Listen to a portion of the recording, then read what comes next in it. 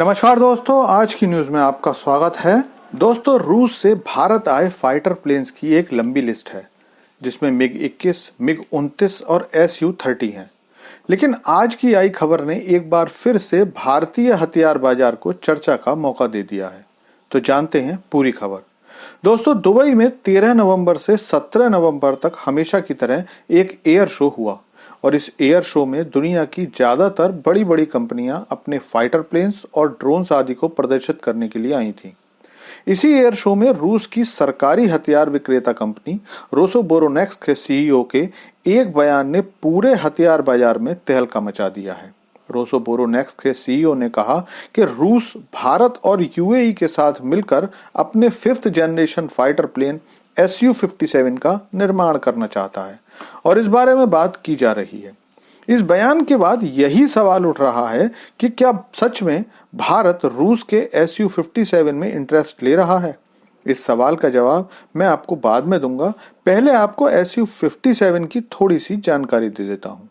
जो लोग डिफेंस संबंधी न्यूज देखते हैं वो जानते ही होंगे कि फिलहाल में घोषित रूप से दुनिया का अकेला 5th generation fighter plane America का F-35 है। हालांकि चीन भी अपने पास 5th जनरेशन फाइटर प्लेन होने का दावा करता है, लेकिन F-35 लगातार लड़ाइयों में इस्तेमाल होने वाला और जांचा पर का 5th जनरेशन फाइटर प्लेन है। और ये भी बिल्कुल सच है कि आज के समय में लगभग सभी देश अपने पास 5th जनरेशन फाइटर प्लेन चाहते हैं। वैसे में रूस भारत के सामने अपना ये प्रपोजल लाया हो तो इसमें कोई बड़ी बात नहीं है, क्योंकि इससे पहले भी Su-57 को भारत के साथ मिलकर बनाने की बात हो चुकी है और भारत भी उस समय इस प्रोजेक्ट के लिए राजी था। लेकिन उसके बाद इस प्रोजेक्ट की धीमी प्रगति को देखकर भारत ने 2018 में इसको बाय बाय कर दिया।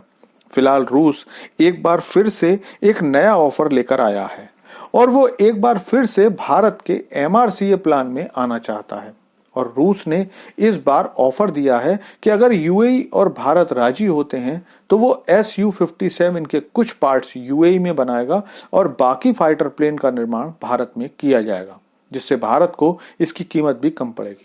और ये अच्छा ऑफर है, इसमें कोई बुराई भी नहीं है।